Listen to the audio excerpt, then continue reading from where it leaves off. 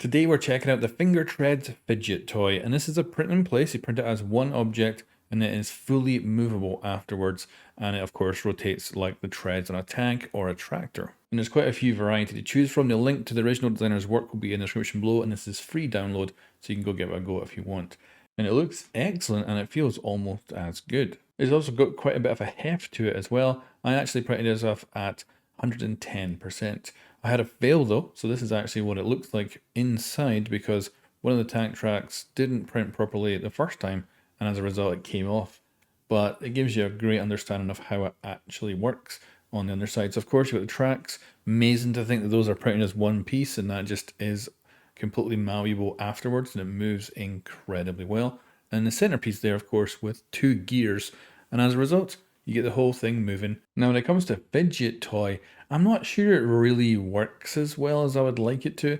It's a cool little thing, but I'm not like sure how that exactly I'm supposed to put fingers in it and move it around. So it feels not the most organic to have in your hand as a fidget toy, but it looks really good. It does feel quite good, and when you get it working nice, it really feels cool.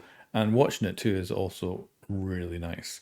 It's got a little bit of looseness to it, but I think that's by design, and it will slightly want to sometimes come off the track, but it never fully comes off, and you just have to reapply it when you have that. But other than that, I'd say this thing is pretty perfect.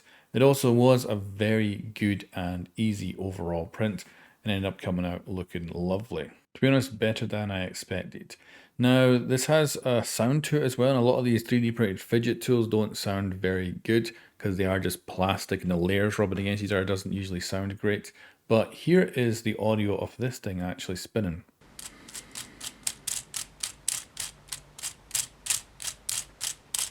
So it's still got a kind of light plasticky noise to it, but it's better than most fidget spinner 3D prints that I've seen before, and overall just quite good. So yeah, well worth a little print if you want to have a little go with this.